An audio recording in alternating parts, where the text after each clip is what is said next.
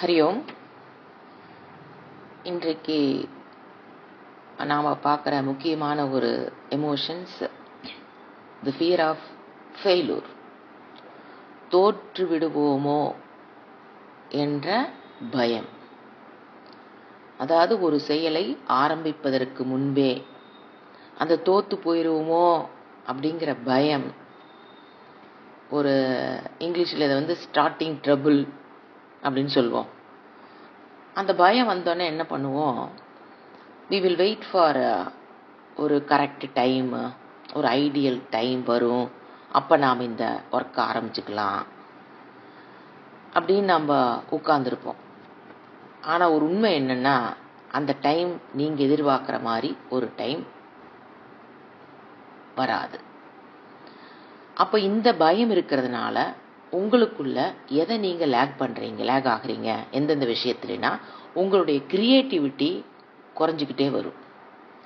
ரெண்டாவது, முடிவு எடுக்கிற ஒரு திறமை, ஆர்ட், அது குறைஞ்சிக்கிட்டே வரும்.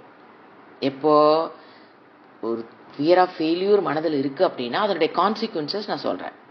அப்புறம் உங்களுடைய பெர்ஃபார்மன்ஸும் அதனுடைய எஃபிஷியன்சி குறைஞ்சிக்கிட்டே வரும்.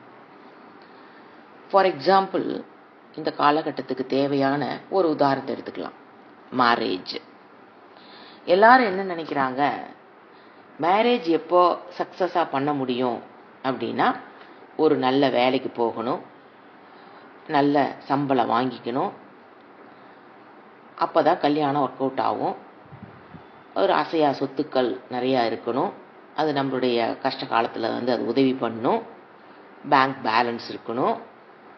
இப்படி நாம் ஒரு மேரேஜினுடைய சக்ஸஸ்ஸு பணம் அப்போ முடிவு பண்ணுது. அப்போ தான் நாம் 2 பேரும் வேலைக்கு போனால் தான் குழந்தைகளை நல்ல ஸ்கூலில் படிக்க வைக்க முடியும், நல்ல கல்வியை கொடுக்க முடியும். அது ஒரு குழந்தை இருந்தால் அதை வளர்த்துறது நல்லா வளர்த்திடலாம். 2 குழந்தைகளாக இருந்தால் நம்ம அந்த அளவுக்கு செலவு பண்ண முடியாது அப்படின்னு ஒரு ட்ராக் போயிட்டுருக்கு. இதெல்லாம் they are giving the definition for the successful marriage life. Yes, it's correct. But these are all secondary needs for the successful marriage life. There is a primary need for a successful life.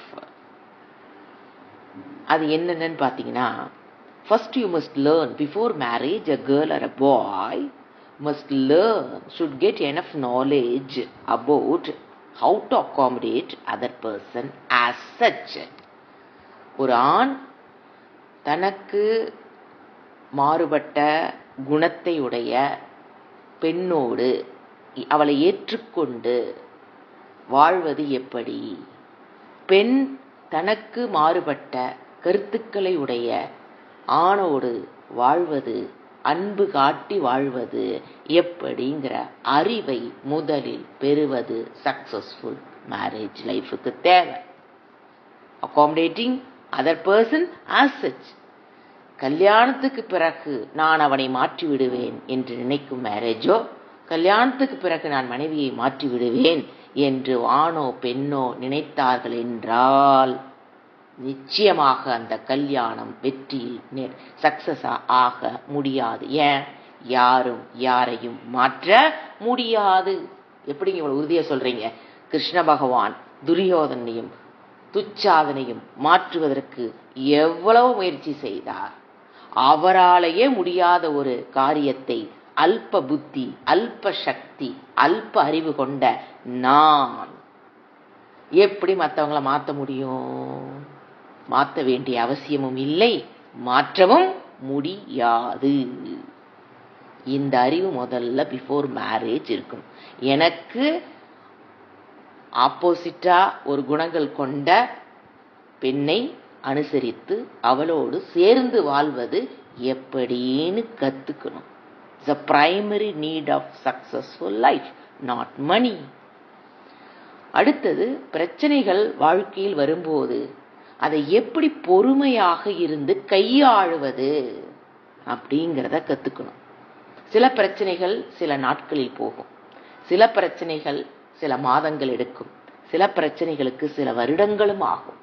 அதுவரைக்கும் ஆணும் பெண்ணும் பொறுமையாக இருக்க before marriage கற்றுக்கொண்டீங்கன்னா your marriage life will be a successful one, not a failure. அடுத்தது விட்டு கொடுத்து போறதுன்னா இந்த இடத்துல ஈகோ, நான் தான் பெருசு அப்படிங்கிற எண்ணத்தை விட்டு கொடுத்து, அவ சொல்ற விஷயம் சரியா இருக்கலாம், அவளுக்கும் புத்தி இருக்கு, அவளுக்கு இறைவன் அறிவை கொடுத்திருக்காரு, அவ சொல்ற விஷயம் கரெக்டா இருக்கலாம்னு ஆண் நினைக்கணும். பெண்ணும் அவர் சொல்ற விஷயம் அவருடைய அறிவுக்கு அது சரியாக இருக்குது அப்படிங்கிற ஈகோவை விட்டு கொடுக்கணும். சக்சஸ்ஃபுல் மேரேஜுக்கு ஈகோவை விட்டு கொடுக்கணும். அடுத்தது மனதில் இருக்கிற அழுக்குகளை நீக்க முடியலினாலும், முழுமையாக நீக்க முடியலினாலும் ஓரளவுக்கு மனதை சுத்தமாக வைத்துக்கொள்ள பழகணும். என்னென்ன மனதினுடைய அழுக்கு? கோபம், பொறாமை, கர்வம், அதீதா பேராசை அல்லது வெறுப்பு, சுயநலம், இதெல்லாம் லைனா இருக்கு. அதிலிருந்து சில விஷயங்கள் விடுபட்டிருப்பாங்க ஆணும் பெண்ணும், சில விஷயங்கள் முயற்சி செய்துகிட்டு இருக்கணும். அட்லீஸ்ட் இதிலிருந்து விடுபடணும்னு அது நினைக்கணும். எனக்குள்ள ஒரு இந்த பண்புகளை சில பண்புகளை பெற வேண்டியிருக்கும், சில பண்புகளிலிருந்து விடுபட வேண்டியிருக்கும். அதற்குண்டான முயற்சியை செய்பவனாக அந்த ஆணும் பெண்ணும் இருந்தாங்கன்னா that marriage will be a successful. அடுத்தது விடாமுயற்சி. அந்த மேரேஜ் லைஃபை சக்சஸ்ஃபுல்லா பண்றதுக்கு என்னென்ன எஃபர்ட்டோ அதையெல்லாம் தோத்து போனாலும் மீண்டும் எழுந்து நின்று போராடுகிற வீர பெண்மணிகளாக பெண்களும் வீர ஆண்களாக ஆண்களும் இருக்க வேண்டும். அப்பதான் தொடர்ந்து போராடி they will work for the success of the marriage. அந்த கெப்பாசிட்டி, அந்த சக்தி, அந்த வீரம், எழுந்து நின்று போராடுகிற குணத்தை வளர்த்தி கொள்ள வேண்டும். அடுத்தது முக்கியமானது, நல்ல பழக்க வழக்கங்களை சிறு வயசிலிருந்து கற்று ஃபாலோ பண்றதுக்கு முயற்சி செஞ்சிருக்கணும். கெட்ட பழக்கங்கள் அது எது வேணா இருக்கலாம், கண்டிப்பா சக்சஸ்ஃபுல் மேரேஜுக்கு அது உங்களுக்கு ஒத்து வராது. ஸோ பிஃபோர் மேரேஜ் கெட்ட பழக்கங்கள் அப்படி 1-2 வச்சிருந்தாலும் அதை கம்ப்ளீட்டா விட்டுட்டீங்கன்னா மட்டும்தான், அது யாருக்கு தெரியுதோ தெரியலையோ மறைச்சு கல்யாணம் பண்றோம், அதெல்லாம் வேற விஷயம். உங்க மனதுக்கு தெரியும் உங்ககிட்ட இருக்கிற கெட்ட பழக்கம் என்னன்னு. 24 மணி நேரத்துல 5 மணி நேரம் நான் செல்லுல தான் கோந்திருக்கேன்னா அதை விட கெட்ட பழக்கம் என்ன வேணும்? அந்த மாதிரி கெட்ட பழக்கங்கள் அப்படின்னா உடனே தண்ணி போடுறது, சிகரெட் குடிக்கிறது நான் சொல்ல வரல. அதை தவிர இன்னும் பல விஷயங்களுக்கு நம்ம அடிமையாகி இருப்போம். நேரத்தை செலவு பண்றது, ஒரு சோம்பேறித்தனம், இந்த மாதிரி பழக்கங்களை நான் சொல்றேன். அதிலிருந்து விடுபட்டீங்கன்னா you can have a successful marriage life. அதீத சாஸ்திரம் சொல்ற முக்கியமான குணம். அடுத்தது சாத்வீக குணத்துக்கு வந்து பழகுங்கள். சாத்வீகமான எண்ணங்கள், சாத்வீகம்னா ஒரு இதெல்லாம் மேல சொன்ன விஷயங்களும் உள்ள இருந்துன்னா அந்த குணம் சாத்வீக குணம். அப்ப சாத்வீக குணமாக நாம் இருக்கிற போது நல்ல சிந்தனைகள், மனதுல ஒரு பொறுமை, அமைதி, கிடைப்பதில் ஒரு சந்தோஷம், கிராஸ்பிங், அதை வெளிக்கெடுத்து உண்மை, நேர்மை, ஆர்ஜவம் சொல்லுவோம். இந்த மாதிரி எல்லாம் நல்ல ஒரு சாத்வீக குணம் இருக்கும்போது எண்ணங்கள் சாத்வீகமா வரும், செயல்கள் சாத்வீகமா இருக்கும், பேச்சு சாத்வீகமா இருக்கும். அப்ப சாத்வீகமான பேச்சு செயல்கள் வரும்போது ஆப்போனன்ட் என்னதான் ரஜோ குணத்திலையும் தமோ குணத்திலையும் கத்துனாலும் இவர் என்ன பண்ணுவாரு, சாத்வீக குணத்தில் அதை அமைதியாக டேக்கிள் பண்ணுவார். ஒருத்தட்டியாவது இருக்கணும். அட்லீஸ்ட் 2 பேர்த்திட்டு இருக்கிறது மேட் ஃபார் ஈச் அதர்ங்கிறது never in our culture, never in our society. எப்பவுமே கணவனுக்கு மாறான குணம் கொண்ட ஒரு பெண் தான் மனைவியாக வருவாள், மனைவிக்கு மாறான குணம் கொண்ட ஆண் தான் வருவான். இறைவன் 2 பேர்த்தையும் ஏன் சேர்த்து வைக்கிறானா, ஒருத்தர் இன்னொருத்தருடைய மென்டல் மெச்சூரிட்டிக்கு உதவி பண்ணுவாங்க, குறையொன்றும் இல்லை. அதனால ஞாபகம் வச்சுக்கணும். அடுத்தது ஒரு சர்க்கம்டன்சஸ் மாறுதுன்னா அடாப்ட் ஆயிக்கணும். எப்படி ஒரு ஒட்டகம் பாலைவனத்துக்கு அடாப்ட் ஆயிச்சோ, ஒரு பச்சோந்தி தன்னை சுத்தி என்ன கலர் இருக்குதோ அதுக்கு அது அடாப்ட் ஆயிக்கும். அந்த மாதிரி சர்க்கம்டன்ஸுக்கு, நம்மளுடைய சூழ்நிலைகளுக்கு எப்படி நம்மள அடாப்ட் பண்ணிக்கிறது. ஒரு பெண் வளர்ந்திருக்கிற குடும்பம், அதாவது அவளுடைய பேரண்டிங், அவளுடைய வாழ்க்கை முறை வேற மாதிரி இருக்கும். ஒரு ஆண் வளர்ந்த முறை வேற மாதிரி இருக்கும். இவங்களுடைய உணவு பழக்க வழக்கங்கள் எல்லாமே மாறி இருக்கும். அப்போ என்ன பண்ணணும் ஒரு பெண் அந்த ஆணுக்கு, ஆண் அந்த பெண்ணிடம் அந்த அடாப்டிங் டு சர்க்கம்ஸ்டன்ஸ், சூழ்நிலைக்கு தகுந்த மாதிரி அடாப்ட் ஆகிற தகுதியை வளர்த்தி கொள்ள வேண்டும். இப்போ நான் சொன்னதெல்லாம் 2 பேர்த்துட்டு இல்லைனாலும் அட்லீஸ்ட் ஒருத்தருட்டாவது இருந்ததுன்னா the marriage will be very successful. You need not fear of failure. Marriage பண்ணுறோம் ஃபெயில்யூர் ஆயிருமா அப்படிங்கிற பயம் மனதில் இருக்காது. இப்போ இந்த பயத்துக்கு காரணம் என்னன்னு பார்த்தீங்கன்னா, பயம் சில பேர்த்துக்கு ஃபேமிலியில், சில பேர்த்துக்கு காலேஜில் பயம், சில பேர்த்துக்கு ஒர்க்கிங் பிளேஸில், பிஸ்னஸ் சென்டர்ஸில். ஏன் பயம்னு ஒன்று வருது பார்த்தீங்கன்னா, ஜென்ரலாக என்ன நினைக்கிற எல்லாரும் எப்போவுமே நான் வெற்றி பெற்றவளாக இருக்க வேண்டும். இன் ஆல் சிச்சுவேஷன்ஸ் நான் வெற்றி பெற்றவளாக இருக்கணும். தவறான ஒரு நோஷன். எல்லா சூழ்நிலையும் நாம் வெற்றி பெற்றவளாக ஆக முடியவே முடியாது. சில இடத்தில் தோல்வியை சந்திப்போம். தோல்விகள் தான் நமக்கு நல்ல பாடங்களை அழகாக சொல்லிக் கொடுக்கும். வெற்றி எதுவும் நமக்கு டீச் பண்ணாது. ஸோ ஃபெயிலூர், சக்ஸஸ், இந்த 2 வேர்டு எடுத்து இன்னைக்கு நம்ம பார்க்கலாம். இப்போ நீங்கள் நல்லா ஹார்ட் ஒர்க் பண்ணுறீங்க ஒன்று அடைவதற்கு. அது பணமாக இருக்கலாம், கல்வியில் ஒரு டிகிரியாக இருக்கலாம், ஏதோ ஒன்று செம்மையாக ஹார்ட் ஒர்க் போடுறீங்க. அதில் வெற்றி வேணும்னு உட்காந்து எல்லாரும் ஒர்க் பண்ணுவோம், தப்பு இல்லை. வெற்றி வேண்டும் என்று தான் உழைக்க வேண்டும், அதில் தவறு இல்லை. ஆனால் அந்த ஹார்ட் ஒர்க்குக்கும் அந்த வெற்றிக்கும் ரிசல்ட்டுக்கும் நடுவில் ஒரு ஃபேக்டர் இருக்குது. அந்த variable on which you have no control. எதிர்பாராத பல வேரியபிள்ஸ், ஃபேக்டர்ஸ் உள்ள இன்வால்வ் ஆகும். அது ஏன் வருது, எப்படி வருது, எதுக்கு வருது நமக்கு தெரியாது. இப்போ ஒன்னோட போராடி முடிச்சிருப்போம், அடுத்தது இன்னொன்று வரும், அது என்டையர்லி டிஃப்ரெண்ட் வரும். அந்த வேரியபிளை வேற மாதிரி டேக்கிள் பண்ண வேண்டி வரும். ஸோ ஹார்ட் ஒர்க் பண்ணும்போது என்ன தெரிஞ்சுக்கணும், நாம் கண்டிப்பாக எதிர்மறைகளை ஃபேஸ் பண்ண வரோம், ஃபேஸ் பண்ணி தான் ஆகணும். இது நியதி ஆஃப் பகவான், படைப்பே அப்படிதான். நீங்கள் எந்த ஹார்ட் ஒர்க் பண்ணீங்கனாலும் அந்த ரிசல்ட்டுக்கு நடுவில் ஒரு வேரியபிள் வரும். அது ஒன்று போச்சுன்னா இன்னொன்று வரும், ஒன்றை நீங்கள் டேக்கிள் பண்ணிட்டீங்கன்னா அடுத்தது வரும். இதுதான் முதல்ல இதை புரிஞ்சுக்கணும். அப்போது அதை எப்படி போராடி வெல்வது? ஹார்ட் ஒர்க் பாட்டு போயிட்டுருக்கோம், அந்த தடுக்கிற சக்தி ஒன்று வந்து விளையாடும் போது அதை போராடி எப்படி வெல்றது? ஒன்றை வெற்றிட்டோம்னா உடனே கஷ்டப்பட்டுட்டேன் வந்துடணும் வெற்றி, அப்படி கிடையாது. அடுத்த தடை வந்து நிற்கும். அப்போ அதை எதிர்த்து போராடுவது எப்படி? அதுதான் என்ன சொல்லுவாங்க, வாட் நெக்ஸ்ட். ஹார்ட் ஒர்க் பண்ணிக்கிட்டே இருக்கிறோம், அதுக்கப்புறம் ஒரு தடை வருதுன்னா வாட் நெக்ஸ்ட், இதை எப்படி மீண்டு வருவது, அடுத்தது என்ன தடைன்னு பார்க்கணும். ஸோ அப்டக்கிள்ஸ் வந்துக்கிட்டே தான் இருக்கும். I have to deal it differently. You should not fear of it, you should not you need not fear of it. It is a world, நியதின்னு பகவான் சொல்றாரு. ஸோ ஃபர்ஸ்ட் அது. ரெண்டாவது, இப்போ ஃபெயிலூர்னா என்ன, சக்ஸஸ்னா என்ன? I am failure, I am successful person நினைக்கிறீங்க. இப்போ ஃபெயிலுங்கிறது சக்ஸஸ்ங்கிறது 2 எதிர் ஆப்போசிட்ஸ் ஃபேக்டர்ஸ் இல்லைங்களா? இப்போ சூடு குளிர், இப்போ சூடு இருந்ததுன்னா குளிர் இருக்காது. அந்த மாதிரி தான் சக்ஸஸ் ஃபெயிலுங்கிறது opposite. They cannot come together. இப்போ சூடு குளிர் ஆப்போசிட். சூடு இருக்க இடத்துல குளிர் இருக்காது, குளிர் இடத்துல சூடு இருக்காது. இரவு இருக்க இடத்துல பகல் இருக்காது, பகல் இருக்க இடத்துல இரவு இருக்காது. ஸோ இதெல்லாம் என்னது? ஆப்போசிட் ஃபேக்டர்ஸ், தே கேனாட் கம் டுகெதர். அப்போ சக்சஸ் ஃபெயிலூர் என்னது? Opposite factors. அப்போ ஒருத்தன் நாம் அது 2 ஒரு இடத்துல இருக்க முடியுமா என்ன? முடியவே முடியாது. ஆனால் நாம் என்ன நினைக்கிறோம், சில விஷயத்துல நான் சக்சஸ்ஃபுல், சில விஷயத்துல நான் ஃபெயிலூர். எப்படி 2 ஃபேக்டரும் நமக்குள்ள ஒன்று சேர முடியாத 2 விஷயங்கள் ஒருவனிடம் எப்படி வந்து சேர முடியும்? How can you conclude a success or failure now?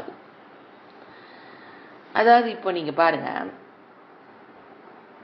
ஒரு டிஃபரண்ட் ஸ்டாண்ட் பாயிண்ட்ல let us see what is success, what is failure.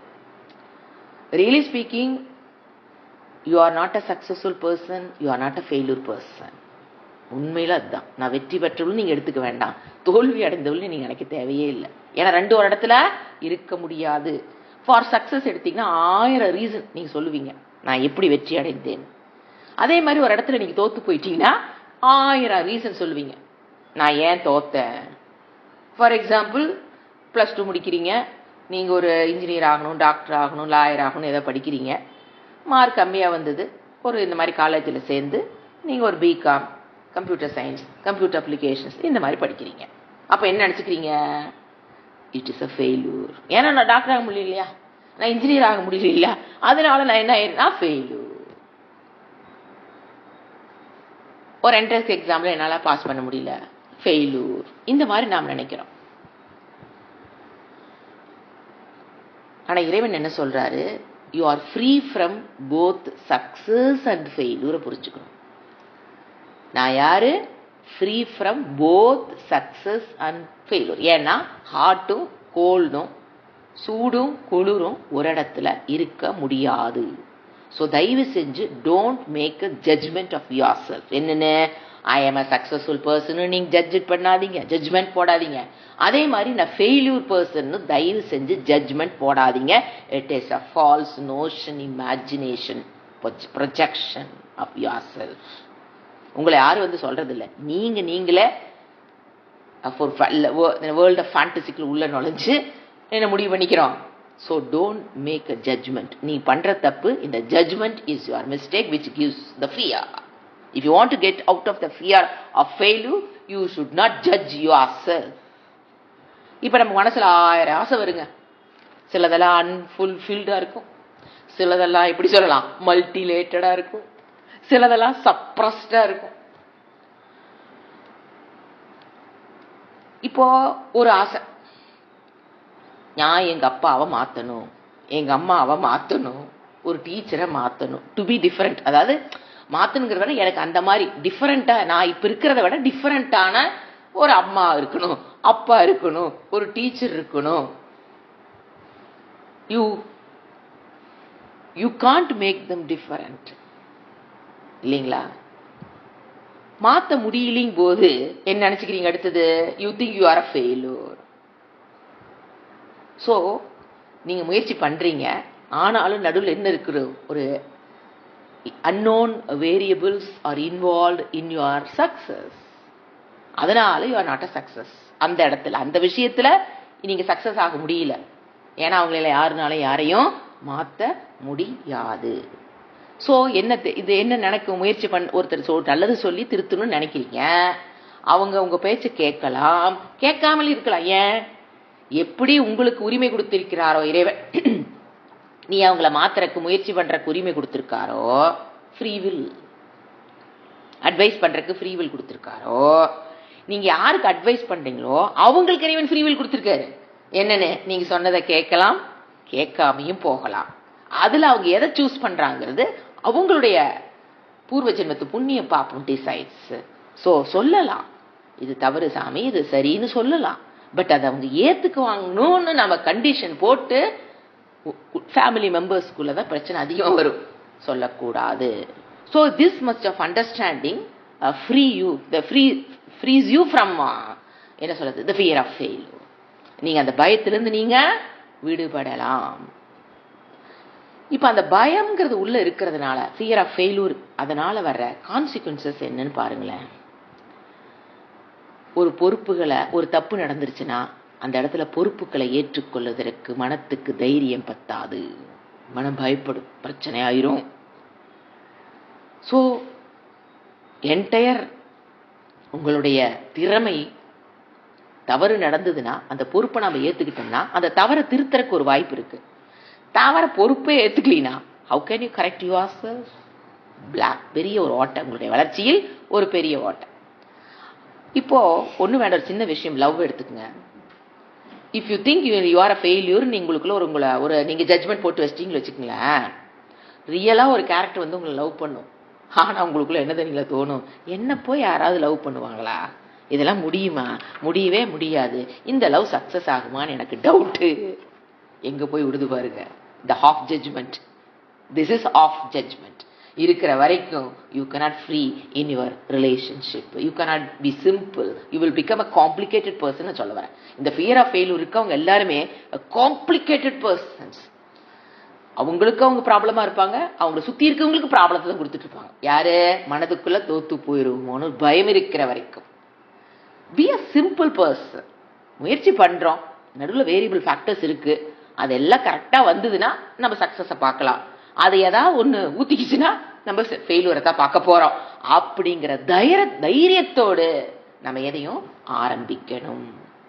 அப்பதான் என்ன சொல்றது, தி சிம்பிள் பர்சன் யாரு? Who has the privilege of knowing, giving, loving.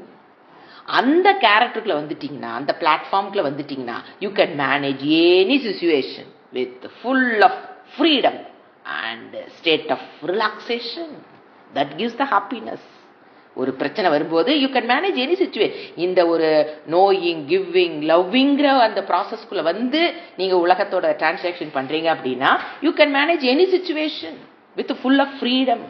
மனசு எப்படி இருக்கும்? State of relaxation. So இதுக்கு கொடுக்கக்கூடிய ஸ்டெப்ஸ், ஃபெயிலூருங்கிற பயம் வராமல் இருக்கிறதுக்கு என்னென்ன பண்ணலாம் அப்படின்னு பார்த்தீங்கன்னா, ஃபர்ஸ்ட் எடுத்தோன்னே ரொம்ப எது டிஃபிகல்ட்டு, எது அன்பிளசன்ட் நினைக்கிறீங்களோ அதை முதல்ல பொறுப்பை ஏற்று ஃபர்ஸ்ட் அதுக்குண்டான முயற்சி செய்யுங்க. இது ரொம்ப கஷ்டம், இது அப்புறமேல் பார்த்துக்கலாம்.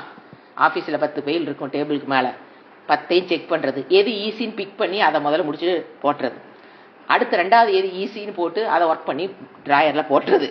சுவாமிஜி அடிக்கடி சொல்லுவார். அப்போ 4 கடைசி டைம்பத்தில் முடியலைங்கிறத என்ன பண்ணுவோம், 4 கஷ்டமான விஷயங்கள் டிராவுக்கடியில் போயிடும். நீங்கள் டிராவுக்கடியில் போட்டு ஃபைலை மறைச்சிடலாம், ஆனால் அந்த ஃபைலை மனசுலேருந்து தூக்கி போட முடியாதும்பார்.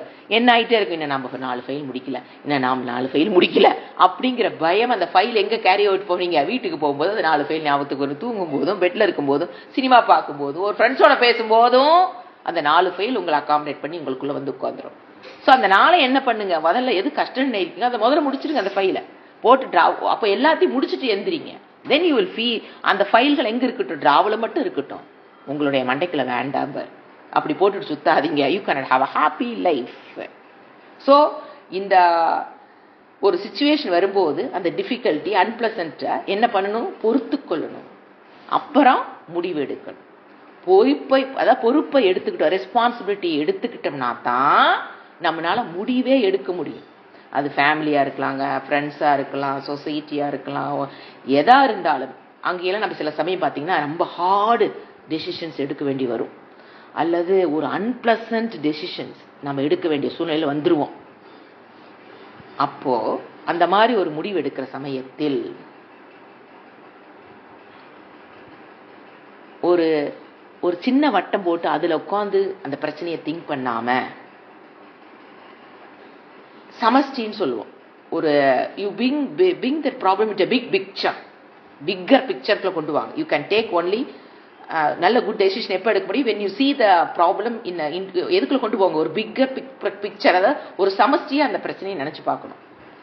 அதாவது not very particular about your own survival, அதை மாதிரி நினைக்காம you must come out of the small circle and come out of, அதை வந்து ஒரு சமஷ்டியாக அந்த பிரச்சனையை பாருங்க. எனக்கு வந்த பிரச்சனையாக பார்க்காம பொதுவாக அது ஒரு பிரச்சனையாக பாருங்க. அப்போ உங்களுக்கு அந்த ஃபியர் ஆஃப் ஃபெயிலூர் வராது. ஏன்னா எனக்கான பிரச்சனை, நான் முயற்சி பண்ணால் தோற்று போயிட்டேன் என்னன்னு தோணும். இது மாதிரி ஒரு பிரச்சனை ஒரு ஹியூமன் பீயிங் வரும்போது என்ன பண்ணலாம் அப்படிங்கிற பிரச்சனையை வெளியில் கொண்டு வந்து நிறுத்தி பார்த்தீங்கன்னா, ஏன்னா you are not a failure person, you are not a successful person. 2 ஒரு இடத்துல இருக்க முடியாது. ஆனால் நான் இருக்கிறேன் அப்படின்னா it's wrong judgement, half judgement. So என்ன பண்ணுங்க, பிரச்சனையை டோட்டலுக்கு கொண்டு வந்து இந்த மாதிரி ஒரு பிரச்சனையில் ஒரு ஹியூமன் பீயிங் எப்படி திங்க் பண்ணலாம். அங்கே வந்து எனக்கு சொந்தக்காரங்க தெரிஞ்சவங்கிறது இல்லாமல் என் குடும்ப உறுப்பினர்கள்னு நினைக்காம ஒரு தாய் மகன் சொசைட்டி அப்படி நினச்சி பார்க்கணும். உனக்கும் உங்கள் பையனுக்கு ஒரு பிரச்சனைனா ஜென்ரலாக ஒரு தாய் மகன் இப்படி பண்ணும்போது அம்மா என்ன பண்ணலாம், அம்மா இப்படி பண்ணும்போது மகன் என்ன அப்படி ஒரு பிரச்சனையை நீங்கள் அப்ரோச் பண்ணீங்கன்னா very easy, you will take a correct decision. ரொம்ப ஈஸியாக எடுத்துருவீங்க, correct decision எடுத்துருவீங்க.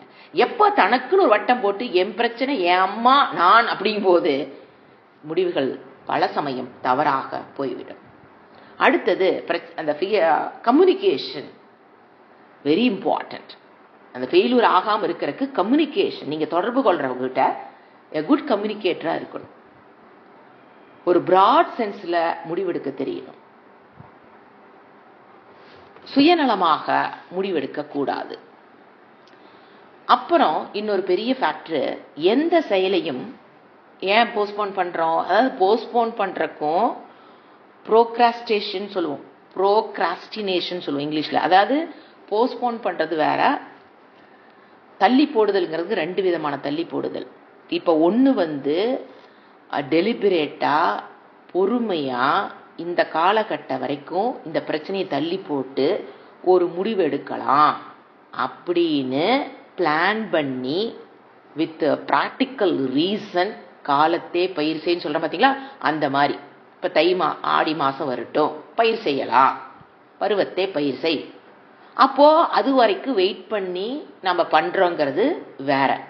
Waiting for the correct time, டெலிபரேட்டாக முடிவெடுக்கிறது, deliberate reasons will be there. அப்படி நீங்கள் போஸ்ட்போன் பண்ணலாம், அப்படி தான் பண்ணணும். அதுதான் சக்ஸஸுக்கு மெயின்.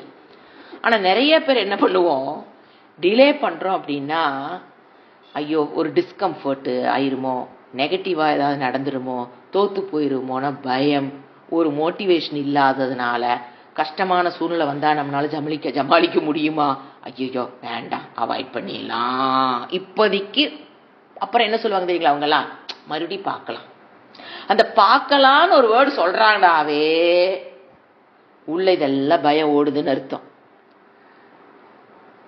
ஸோ அப்போ என்ன நடக்கும், இந்த மாதிரி செய்ய வேண்டிய காலத்தில் செய்ய வேண்டிய கர்மத்தை செய்யலீனா definitely you will face the failure.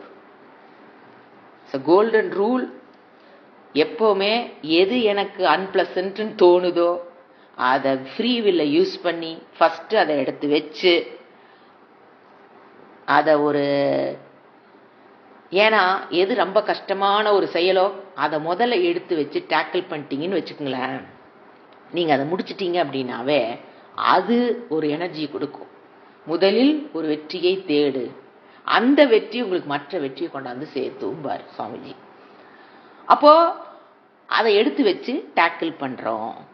அப்போ என்ன ஆகும், யூ வில் பி வெளியில அந்த ஒர்க்கு ஃபைலு ஒர்க் எது வேணா எடுத்துங்க, அதை நீங்க you will get that inner relations, calm mind, an ability to let things go on. அப்போ என்ன நடக்கும், you will finish the work properly. அப்போ தோத்து போயிருவங்கிற பயம் வராது. உண்மையில ஃபியர்னு பார்த்தீங்கன்னா அடுத்த point is reality. Fear is a reality. அதை வெல்கம் பண்றதுக்கு கத்துக்கணும். என்னங்க தோத்து போறது எப்படிங்க வெல்கம் பண்றது? ஏன்னா ஃபியர் இஸ் அ ரியாலிட்டி. அதாவது அந்த பயங்கிறதுக்கு காரணம் பார்த்தீங்கன்னா நம்ம சைல்டு, இப்போ நமக்கு ஒரு பாசை பார்த்தோன்னா தப்பு திட்டுவாரோன்னு ஒரு பயம் வருதுன்னா அந்த பயம்ங்கிறது நம்ம சின்ன சைல்டுஹுட் இருந்து உள்ள டெவலப் பண்ணி வச்சிருக்கிறோம். ஏன்னா நம்ம குழந்தையா பிறக்கும் போது நம்ம முதலே பார்த்துருக்கோம் 100% இக்னோரன்ஸ், 100% ஃபியரு, என்ன இயலாமை எல்லாத்தோட தான் பிறக்கிறோம். அப்போ ஆட்டோமேட்டிக்காக அந்த பயம்ங்கிறது தோத்து போயிடுவோங்கிற பயம்ங்கிற உணர்வு சைல்டுஹுட் இருந்து வந்துட்டு இருக்கு. ஸோ இதிலிருந்து யாருமே தப்பிக்க முடியாது. ஸோ ஹேண்டில் இட் என்ன சொல்லலாம், இன்டெலிஜென்ட்லி. மனசுக்குள்ள ஒரு ஃபியர் வந்ததுன்னா இன்டெலிஜென்ட்டை ஹேண்டில் பண்ணணும். ஃபர்ஸ்ட் அதுக்கு என்ன பண்ணணும், you welcome the fear. I'm not afraid of fear. அச்சமில்லை அச்சமில்லை அச்சம் என்பது இல்லையே. உச்சி மீது வானிடிந்து விழுகின்ற போதிலும் அச்சமில்லை அச்சமில்லை அச்சமில்லை. அந்த ஆட்டிடியூடு அதுதான் பாரதியார் பாடி வச்சிருக்காரு. எந்த ஒரு சூழ்நிலை வந்தாலும் முதல்ல ஃபியர் ஆஃப் ஃபெயில், தோத்து போயிருவோங்கிற பயத்தை தூக்கி போட்டுருங்க. Tackle it intelligently.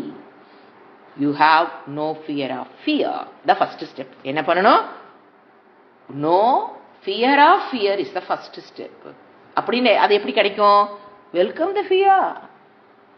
வா ரச வா, பயமே வா, கூப்பிட்டு வச்சு உட்கார வச்சு அதுக்கிட்ட பேசுற சக்தி இருக்கணும். அதை கண்டு ஓடக்கூடாது. ரோட்ல ஒரு நாய் போகுது, நம்மளை துரத்துது அப்படின்னா திரும்பி நின்று எழுத்தீங்கன்னா அது பயந்துக்கும். நீங்க ஓடுனீங்கன்னா துரத்திட்டே தான் இருக்கும். ஃபியர் அதே மாதிரி தான், நாய் மாதிரி தான். நீ அதை அலோவ் பண்ணீங்கன்னா உங்களுக்கு துரத்திக்கிட்டே இருக்கும். திரும்பி நின்று வெல்கம் பண்ணுங்க, வா ஃபியரே வா. அப்போ என்ன நடக்கும், you must learn to welcome the fear. அப்போ எது போயிரும், you have no fear of fear. பயப்பட்டுருமான ஒரு பயம் அது ஃபர்ஸ்ட் அதை துரத்தணும். So it means what? You are not afraid of fear now. Out of fear fear. இப்போ நம்ம அதுலேருந்து வெளியில் வந்துட்டோம். அப்போ you will become a very simple person. You will not be a complicated person. அப்போ என்ன பண்ணணும்? Repeat it. ஒரு தடவை இது என்ன பண்ணுங்க, பயம் வரும்போது ஃபியர்லேருந்து நான் வெளியில் வரணும்னு இன்டெலிஜென்ட்டாக ஆக்ட் பண்ணி, ஸோ ரிப்பீட்டாக திருப்பி அதை பண்ணும்போது ஃபஸ்ட்டு தோல்வியை வரவேற்க கற்றுக்கொள்ள வேண்டும். என்ன அப்போ எப்படி தோல்வியை ஏற்றுக்கணும்? ஏன் தோல்வி வந்தால் மனம் உடஞ்சி போகுது? இந்த ஃபேக்ட் தெரியல. நான் முயற்சி பண்ணுறேன், நிறைய வேரியபிள் ஃபேக்டர் இருக்குது, அது நிறைய ரோல் ப்ளே பண்ணுது. அதுக்கப்புறம் தான் எனக்கு வெற்றியோ தோல்வியோ டிசைட் ஆகுது. ஏன் ஹார்ட் ஒர்க்கை போட்டுட்டேன். இப்போ அந்த வேரியபிள் ஃபேக்டர் எனக்கு என்னோட இதுக்கு வசதிக்கு வரல, ஆப்போசிட்டாக ஒர்க் பண்ணிருச்சு அந்த வேரியபிள் ஃபேக்டர். ஸோ நான் எனக்கு இந்த பிரச்சனையில் நான் அதில் சக்ஸஸ் ஆக முடியல. அதாவது ஐ ஹாவ் டு லேர்ன் அர்த்தம். ஒரு ஃபெயிலூர் வரும்போது நம்ம என்ன நினைக்கணும், என்ன பார்க்கணுத, இந்த இடத்துல நான் இதை கற்றுக்கொண்டே, இந்த தப்பு செஞ்சா இப்படி நடக்குன்னு கற்றுக்கொண்டேங்கிற attitude towards failure. It means working for failure பண்ணணும். அது டெத்தில் இருக்கலாம், லாஸ் ஆஃப் ஹெல்த்தாக இருக்கலாம், லாஸ் ஆஃப் ஜாபாக இருக்கலாம். மொத்தத்தில் ஃபியருங்கிறத நம்ம ஒரு ஆரம்பிக்கிறதுக்கு முன்னால் வர ஃபியரை போகும்போது இந்த நாலேஜை பெற்று ஆரம்பிக்கணும். ஏன்னு கேட்டிங்கன்னா, எல்லாத்துக்கிட்டையும் ஒரு சக்தி இருக்குது. Everybody is born with an enterprising power. சக்தியோடு தான் பிறந்திருக்கோம். சின்ன குழந்தையிலிருந்து பெரியவங்க வரைக்கும் இறைவன் உழைக்கிற சக்தி, ஆசைப்படுற சக்தி, அதுக்கு உழைக்கிற சக்தி, ஒரு விடாமுயற்சி, ஒரு சக்தி, எல்லாமே சக்தி உள்ள கொடுக்கப்பட்டிருக்கு. எல்லா சக்தி நமக்குள்ள கொடுக்கப்பட்டிருக்கு. ஒரு love for adventure, a love to know, இச்சா சக்தி, a love to explore. அதனாலதான் எப்பவுமே மனசுக்குள்ள எப்பவுமே ஒரு exploring mind is needed to get out of fear. Exploring child குழந்தைங்களாம் பார்த்தீங்கன்னா எப்பப்பா சந்தோஷமா இருக்கும். அந்த பயன்னு என்னன்னு தெரியாது அதுகளுக்கு. அது அஜ்ஞானத்தின் காரணம் நீ நினைச்சிருக்கீங்க. சாஸ்திரம் சொல்லுது, always they are exploring the toy. நீ ஒரு பையன் ஒரு டாயை கொடுங்க, எக்ஸ்ப்ளோர் பண்ணி முடிச்சிடுவார். அது எவ்வளோ காஸ்ட்லியான டாயாக இருந்தாலும் அந்த மூட் ஆஃப் த மைண்டை மட்டும் பாருங்க. மைண்ட் என்ன மூட்ல இருக்கு அவங்களுக்கு? Exploring, learning, knowing, loving. இந்த பிளாட்ஃபார்முக்குள்ள வந்துட்டீங்க அப்படின்னா, exploring child is a healthy child.